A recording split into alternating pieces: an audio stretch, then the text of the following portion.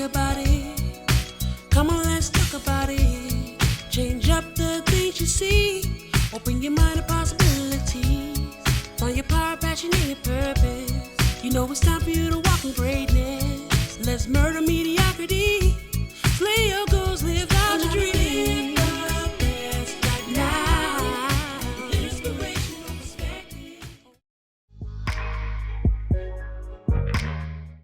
When we spoke about propaganda last week, there are a few things that I left out. And I was looking at my notes and I'm like, this is meaningful. I think, and I just talked about the role of propaganda, how powerful propaganda has been. And I mentioned this gentleman named Edward Bernays, who is known as the father of propaganda. Another way that you could say this is the father of spin. Like he's known as the father of spin. And like, just kind of, think about that for a minute. Like to have that kind of a name. But again, he's known as the father of spin. And since he introduced or formalized propaganda in the early 1920s, we've seen how propaganda has impacted the United States, us as a people, across the board. Let me throw out what you might find is just some real simple, interesting statistics. America makes up 5% of the world's overall population, about 5% of the world's population, give or take.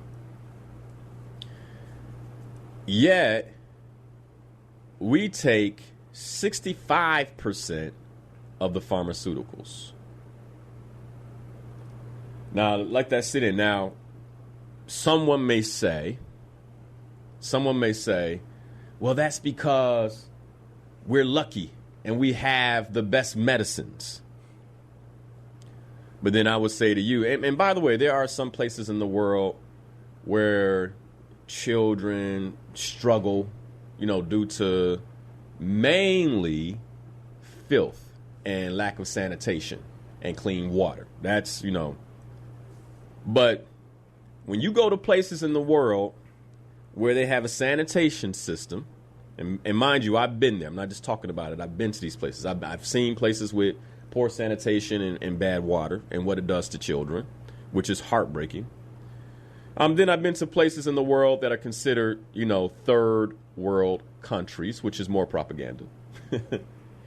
And everybody's fine. They look healthy.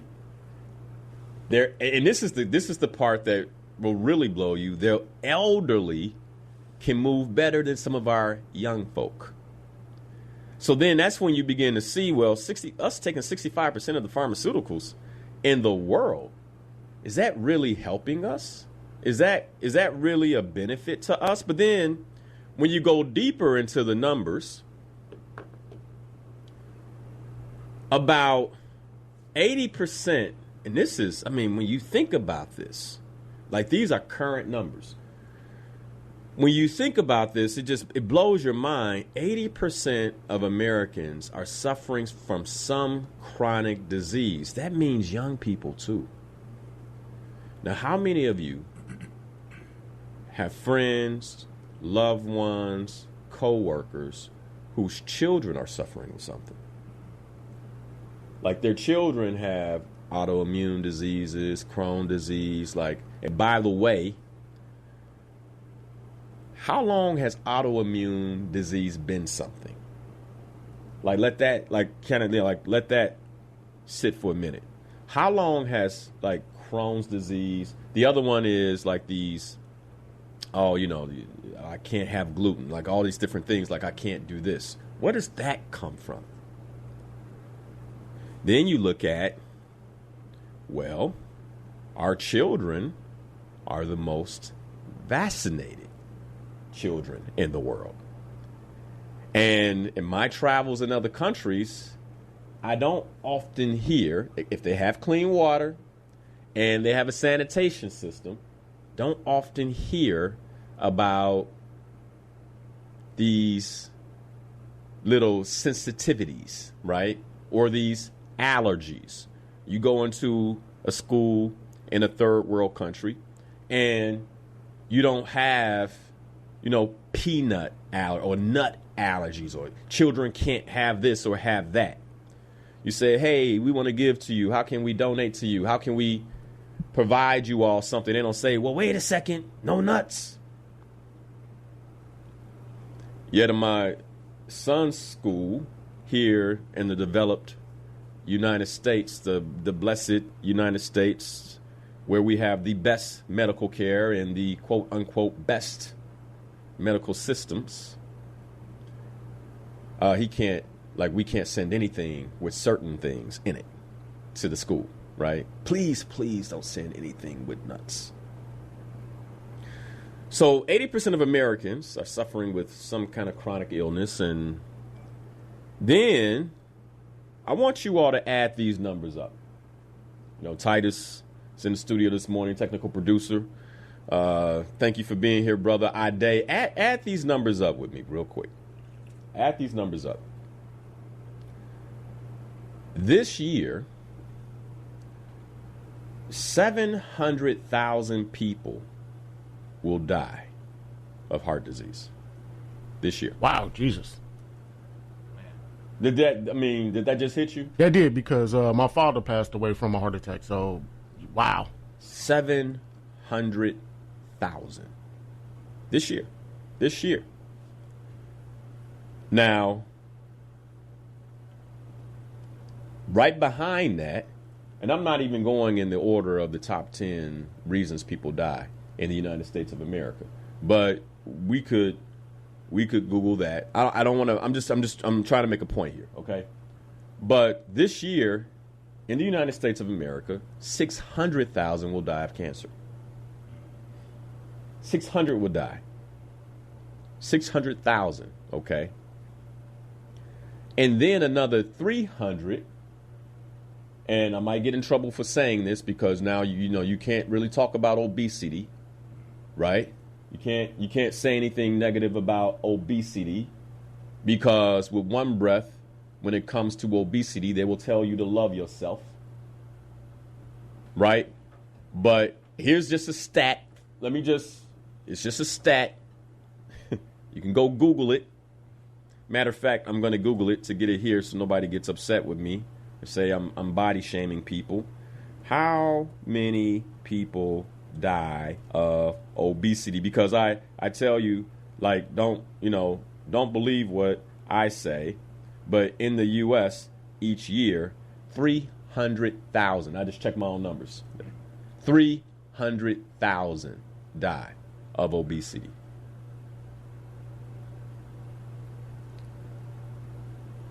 How many is that together?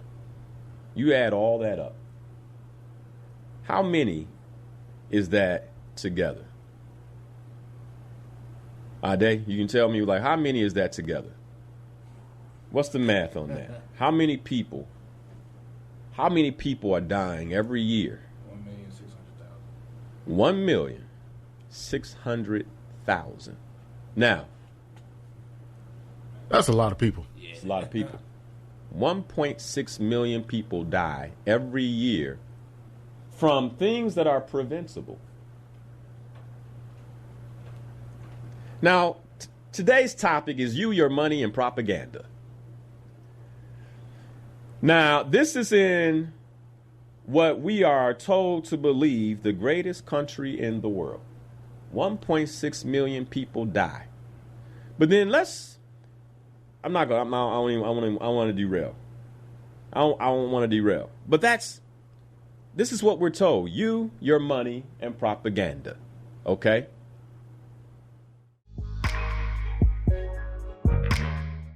The way we should think about propaganda is that it's the emphasized engineering of consent.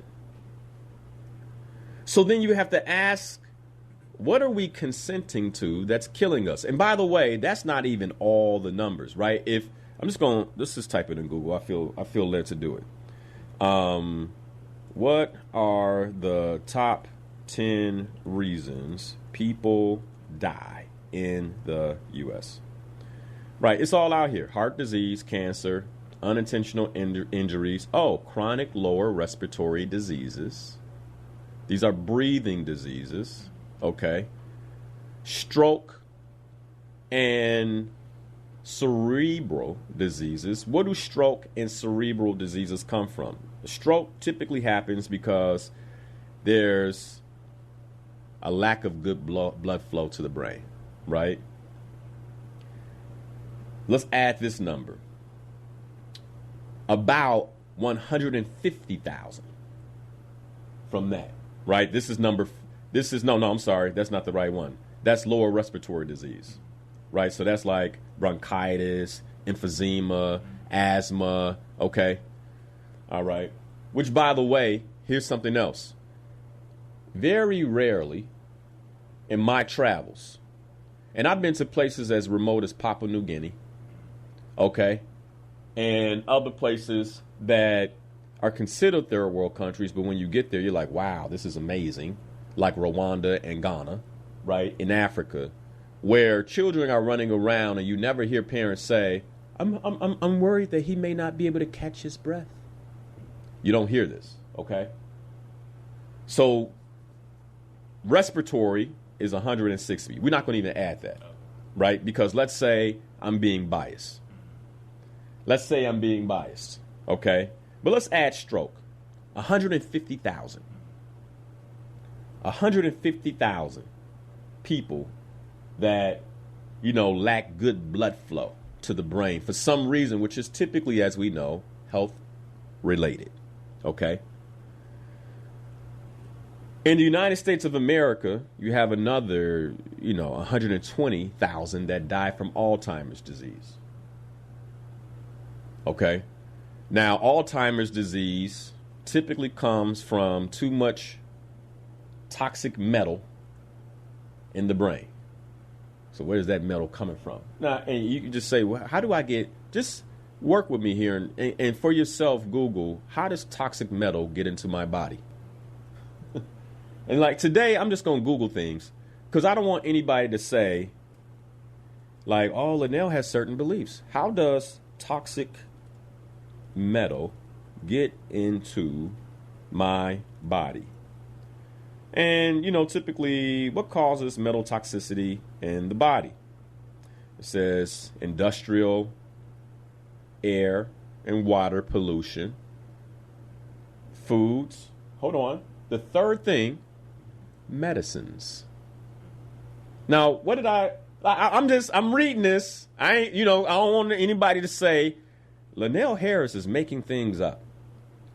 The fourth thing, improperly coated food containers. Isn't it interesting that when you buy a house, you have to sign a lead disclosure? Like, you can't have that. We can't have that. But you can put my food in containers that might cause some level of metal toxicity. Like, how does that make sense in the United States of America? How does that make sense? Today's topic, you, your money, and propaganda. You see, I'm going somewhere, right? You, your money. I'm just reading heavy metal poisoning, lead, mercury, arsenic, and cadmium. How does that get into the body? How does that get into the body? Number 3, medicines and food containers. Well, that's concerning. You mean they would put this in my medicine, Linnell? Why would my doctor prescribe something to me with heavy toxic metals in it? That's a good question. That's a good question. Let's continue though. Let's go back. Let's continue. Diabetes. Now, who struggles the most with diabetes of any ethnic group in the United States of America? Our people. Yeah. Okay. Well, put down another 80,000. What number are we at now altogether? What number are we at altogether now, Ade? 350,000. So that's 350,000 added to the 1.6 million that we currently discuss, which means in the United States of America that about 1.9 million people are dying from things they don't have to die from. You tracking with me? Yeah. All right. So let's just round up. Let's just round up and say 2 million. No, let's not.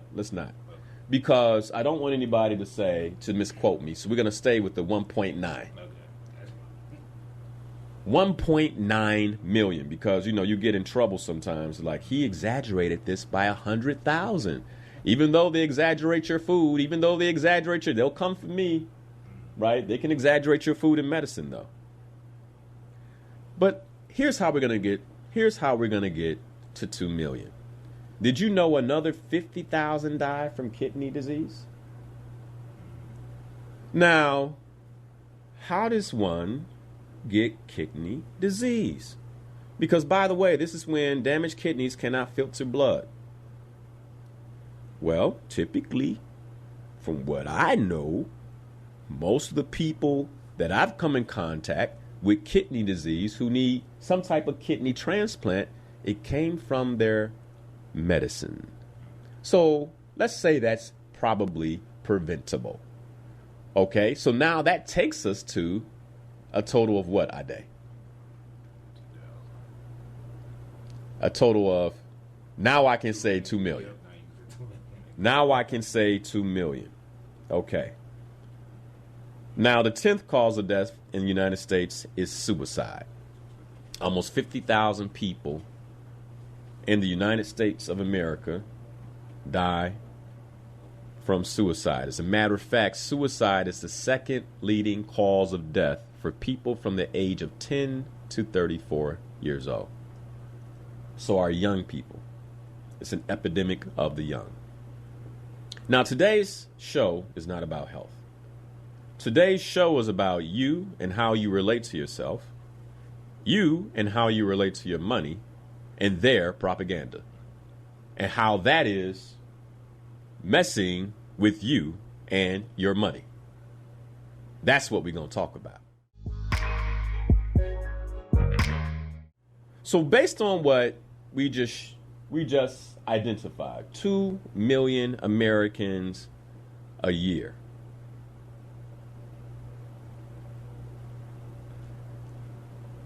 Wouldn't you say that that is a silent war on American life? Would you say that? I mean, if this is preventable? Oh, yeah, easily. All right, so then why is this not the conversation? Now, I also want to come to this. In 2020, we had this horrible virus attack us. Now, and I just want you all to understand how I think about things, okay? This horrible virus came out of nowhere. We had to lock down. And all of a sudden, those who make policies for us became very concerned about our health and our ability to make decisions for ourselves in regards to our health. Well, isn't that interesting? Isn't that interesting? Even when 2 million people were dying every year, now all of a sudden, you're concerned about me. You have policy and process for me. Well, that's interesting. When you say that's interesting? Very interesting. That now you're going to put laws in place, or temporary emergency laws in place, that guide me, that tell me what to do, part of which was the propaganda, because we talked about what propaganda was last week, right? The propaganda of social distancing. But wait a second. I'm a human being. I'm supposed to be social. That is part of what supports my mental health and well-being. But no, Titus, for your good, I need you to stay 6 feet away. Matter of fact, I don't even want you congregating with other people who are not in your family. And when I say your family in the house. Don't go see your mama. Don't go see your sisters. Don't, because I am concerned, Ade, about you. Do you all understand why maybe I would disobey that?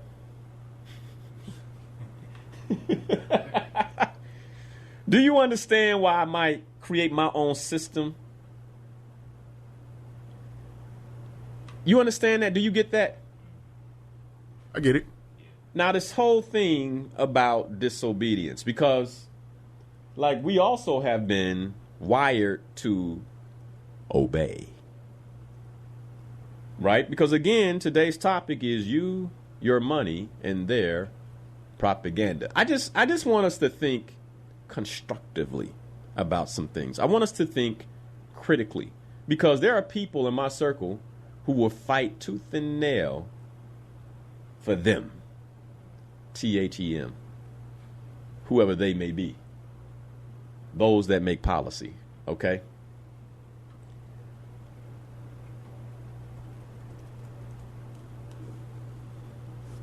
Now, what are the numbers for the amount of people that died due to COVID? Y'all know that off the top of your head? I know I want to say it was over 2 million. It's quite a few. Quite a few. Now, I can actually look it up. I don't want to go to the World Health Organization site, though. And one of the things that we do know is that it was a bit exaggerated, right? But there was lots of emphasis. My point is there was lots of emphasis on what we should and shouldn't do. So I just have a simple question. Why is there not lots of emphasis on this 2 million? If there is true, genuine concern for human life, why is there not a lot of emphasis on this 2 million that were dying before COVID and are dying after? Money. Oh. Now, Titus, that's a cynical thing to say. That's a provocative thing to insinuate. Well, let's go back to propaganda. Engineering of consent. The ability to control and shape public opinion to benefit, quote unquote, society. Whatever that might be, right? The use of psychological techniques in advertising and communication. Now, let's be clear that this show is a form of propaganda based on this definition. Because you notice how I'm setting it up? You notice how I'm setting it up? I have to use the same techniques to be... You understand this? Like, I have to use the same techniques to be impactful. Now, did you know... I'm jumping. Did you know that propaganda has been used for the United States to topple and destabilize other governments with no reason whatsoever? Let me tell you a story about Guatemala. Back in the early 1900s, Guatemala has always been, for a long time, been a source of food like bananas, etc., pineapples, things like that. And a company named the United Food Company went into Guatemala, and they were making a lot of money. They were able to make a lot of money because they were able to work, citizens of Guatemala, for low wages. Does this sound like something that could happen? Does it sound like something that would be false? For a company to go into a country and work people for very low wages. Does that sound Sounds like true? it's true? Does it sound like something that would happen? Yeah. Okay. All right. We know these things happen. Right. So, a certain gentleman runs for president. And part of when he's running for president, he promises the people of Guatemala fair wages. I will not let foreign countries come in and exploit you. Does it sound like someone you would vote for? I will not let foreign companies come in and exploit the people of this country. Would you vote for that person if they came in and said, Ade, you've been exploited. I'm going to stop it. I'm going to put policies and processes in place that protect who? You. The people. Would you say the people would vote for someone like that? I would say so, yes. And so they did in a democratic election. Does that sound fair? For him to be voted in, I'm just going real slow. For him to be voted in a democratic election, does that sound fair? I would say so. Yeah. Well, the United Food Company didn't like this. So they hired one, Edward Bernays, to begin sharing media within the United States that this particular leader of this country was a communist, a fascist, a dictator. And the people of the United States began to believe this horrible person. That, by the way, the people of his country elected in a fair democratic election. But we don't live there. We believe what we see. We believe what we hear. And the people of our country were so displeased with this particular leader that when the CIA came in and supported a coup d'etat, we all clapped with glee. He needs to be gone. And the United Food Company was able to reinstitute their low wages to exploit the people. For what? Just a bit more profit. This is the power of propaganda. And while this happened in another country, we went about our ways without even a thought, while other people in other countries suffer as a result of propaganda. Nobody here said, halt, wait a second. Something needs to be done about this. Because, by the way, this is a bad, bad man.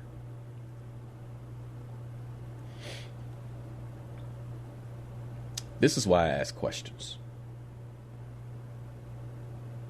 How about this? Did you know that in the early 1920s, women didn't really smoke cigarettes, cigars, things like that? Yes. It was considered taboo. Can't do that and be a lady. Well, it's not good for tobacco sales. That's not good for cigarette companies. And so they hired this father of propaganda to then create a campaign where he hired beautiful women who were models. And of course, this is right around the time of the movement of the feminist movement. And they paraded in the street, and on his signal, this is all televised, filmed, videoed, they lit their cigarettes together, and this was labeled the lighting of the torches of freedom. Notice the use of words. Notice the use of words. And this began a campaign that overwhelmingly won women to smoke. If you want to in any way show people about your independence and freedom, you can use a cigarette to do it. And their sales, as you can imagine, skyrocketed because they only could sell to 50% of the population before that. And now they had 100%.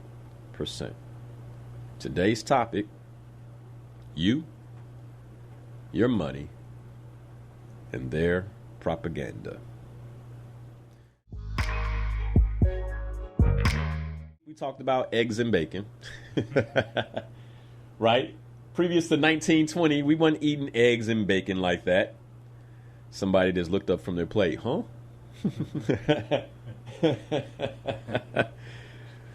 But, you know, the same Edward Bernays worked with the meat companies to get physicians, our beloved trusted doctors. And by the way, not all doctors are bad doctors. Not all doctors are good doctors. Right? That's why you just got to ask questions. I got to ask questions. Got us to begin eating eggs and bacon for breakfast. Thus now, the number one killer in the United States is heart disease, because we start our morning with grease. How are you supposed to start your morning? What indeed is, or in fact is, the right way to start your morning? Fruit and vegetables, because you're breaking a fast. Fruit and vegetables. Instead, when you start it with grease, your body gets clogged up. Heart disease is a consequence. Stroke is a consequence. All the things I just talked about become cancer is a consequence. There's also propaganda that says you should be eating 3 square meals a day, and then there's a food pyramid to go with that. And if you're not eating 3 square meals a day, you are not healthy. When in fact there's science that says that intermittent fasting, that means pushing the plate away for at least 14 hours, actually puts the body in a state where it begins to rid your body of sick cells. What are sick cells? Potentially cancerous cells. And makes the body stronger. Let me ask you a question. You think anybody, now there are some people in the United States who aren't eating, which that is a whole nother topic. Like how in the United States of America, with our GDP, can someone go without a meal? That's a whole nother topic for another day. In a country that cares about you. But there are people who go without meals. But for most of us listening, you ain't starving. And most of us find it incredibly difficult to push the plate away, even if we know it's the healthy thing to do. Agreed. You know, every Sunday I fast. I come in here, I don't eat anything before why? Because I know my mind will be clear. I'm at my best.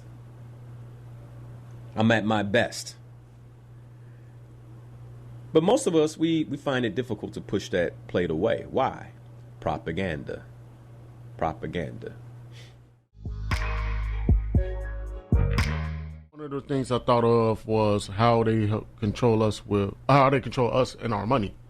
The number one thing that kept popping into my head is wages and inflation.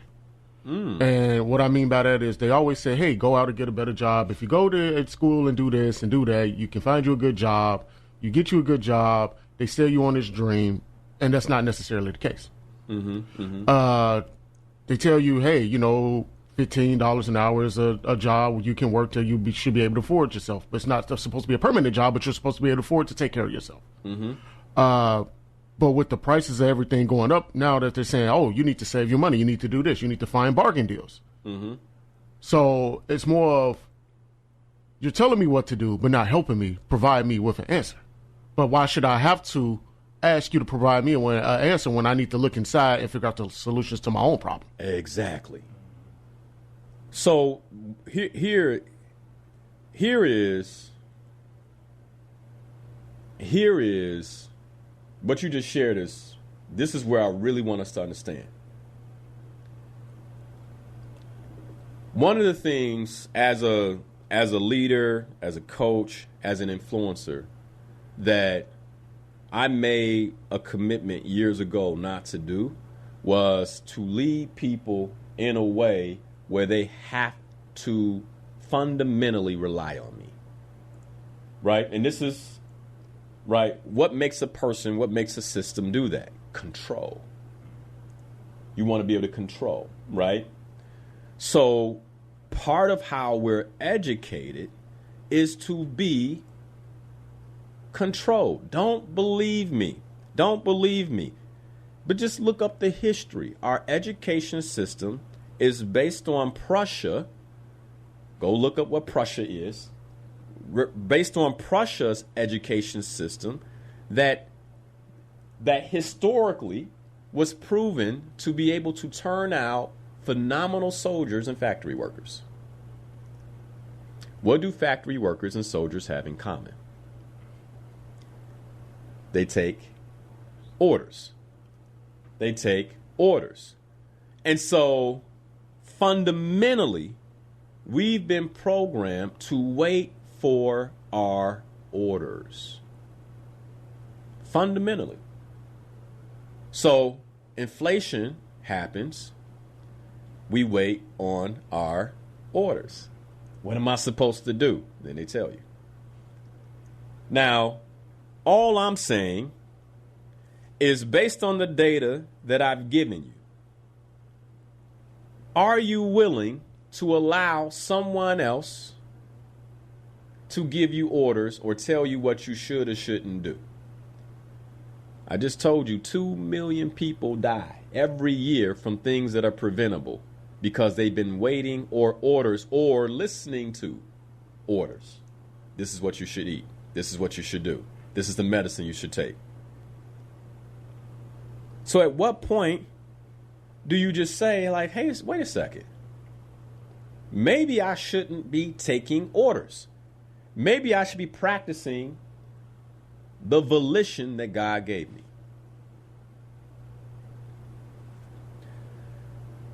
I'm going to take phone calls after this. Let me tell a quick story. I think it was Thursday night. It was Wednesday night. My son, putting him to bed. I got Rain in my arms. He's laying down. He goes, Dad, there's a wooden plaque over there of this Bible character. Mama said that when you were a little boy, you made it.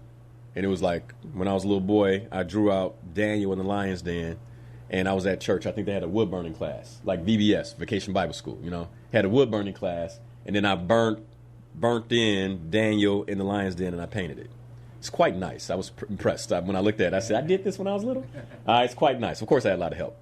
All right, but he was like, tell me about, I said, do you know the story of Daniel in the lion's den? Y'all know the story of Daniel in the lion's den? Okay. He said, no. And so I told him the story of Daniel's in the lion den. Now, his daddy is Linnell Harris. So who do you think I used as the king in the government? I was like, the government that we have today is like the king, and we are like Daniel. And what do we do every night? He said, we pray. I said, so if the government told us that we couldn't pray, what would we do? He said, we would still pray. I said, exactly, because who do we take our answers from? He said, God. I said, well, Daniel did that, and they tossed him in the lion's den, and his mouth fell open. I said, but God protected him, and that's the story. That's the story.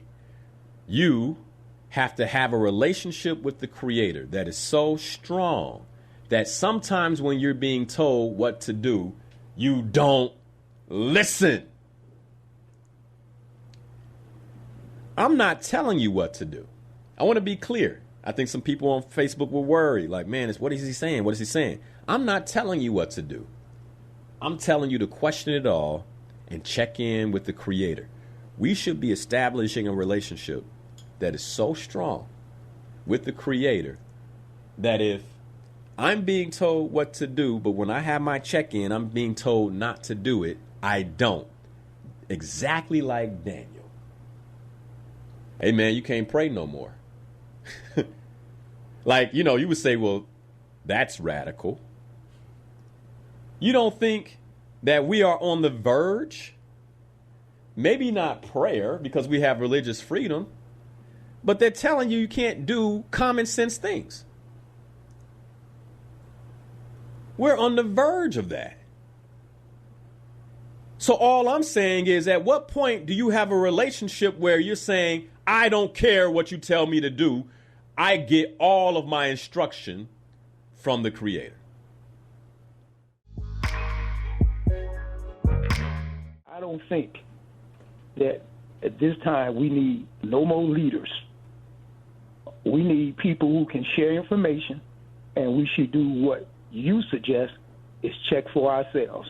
And everybody, to me, is a teacher because we teach all the time by either indirectly or directly. The question is what we share information help people to progress in their lives in a better way. But I'll leave you with that as I end with and what now, black man. But you right on point. Okay. Thanks for the phone call, Art. We do need leaders. We need leaders that lead with integrity. I think we've been burnt. And so it's like, oh, we don't need leaders. We need leaders. We need people who are courageous and willing to push against push against the current mode of operating. Like, that is leadership. Leadership is, I believe, underutilized, undereducated quality. As a matter of fact, it's been really on my heart to bring concepts and competencies of leadership to future shows, like to really talk leadership in the future. What we can't require of our leaders is perfection. Like, because I'm not perfect. And I think as a leader myself, this is why I say, call me into question. I think we have to have leaders who are humble enough to know I don't know everything. There are people around me who can help me and likewise. So I believe that our community is hurting due to lack of leadership. And by the way, we have been programmed, many of us who would become leaders, to siphon down, to turn down the volume for fear of potentially being taken out. Because when you look at our leaders, that is what happened. That is what has happened. Do we need another Dr. Martin Luther King Jr.? Oh, yes, we do. So, Art, my point is, when you say we don't need leaders, you're saying that we don't need someone else who has the charisma, the power, the focus, and the vision of a Dr. Martin Luther King. We can absolutely use that. We could absolutely use that. You're telling me we don't need someone with the intellect and the courage of Malcolm X. We need those people now more than ever. We absolutely need that. So I have to disagree with you, brother. I think our fear of being misled is in some ways, in this case, in terms of what I hear from you, is trumping the true need or the true desire for what we need, which is leadership. Good leadership and people who are following who can discern when they shouldn't follow. You follow me? Who can discern when, wait a second now. Wait a second. I liked everything you said up to this point. Like a little while ago. This is what I love about this community. One of the sisters who's a nurse wrote in her comments on Facebook, like, hey man, COVID was real. I worked in healthcare. And so over the break, I was like, hey, if you misunderstood me, I'm not saying COVID wasn't real when I talk about propaganda. What I'm saying is the concern they had for COVID, in contrast to the concern they had for the 2 million people who are dying every year from chronic disease, heart disease, diabetes, cancer, etc., is interesting to me. I question that. That's what I'm saying. Right? She's like, oh, man, thank you. She asked for clarification. We should be able to ask our leaders for that level of clarification. So that's where I'm coming from. We need leadership, though. See, we got to get curious about things. The good brother Joe Biden gets into office and very quickly proclaims Juneteenth a national holiday. You get to take off work.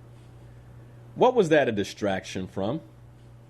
What have we been talking about over and over again? What did he give us for free that we wanted in payment? Reparations. Man, it was a bait and switch. And we didn't even ask for Juneteenth. We've been asking. We have begun to formalize our ask. Like, think about this, you all. As a people, we have begun to formalize our ask for reparations. But not just reparations, but for a president to apologize. Now, to this day, even with our so-called black president, no president has provided a formal apology to the African American community. But a president gave us a holiday. You can have it back.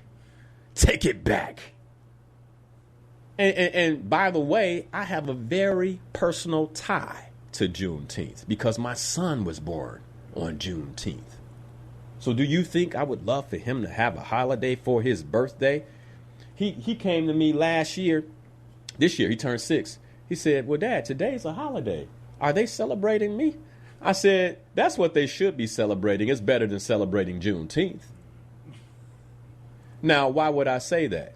Juneteenth is commemorized as the last of us in Texas learning about our freedom. Is it a special day? I don't know if it should be a day of reverence and remembrance about the lies we've been told, because they were been lied to, right? Should we all, instead of going out and barbecuing and drinking, maybe we all should be sitting at home and reflecting on what other lies have they been told? What other emancipation or Juneteenth do I need to experience? It's part of what this show is about, right? Where else do I need to free myself, free my mind? But instead, we've been given a holiday. You know what I want from a president? You can take Juneteenth as a holiday back. I'm an entrepreneur. I need to bank that day. Okay? I got things I need to do. Okay? You can take that back. What I would like is an apology.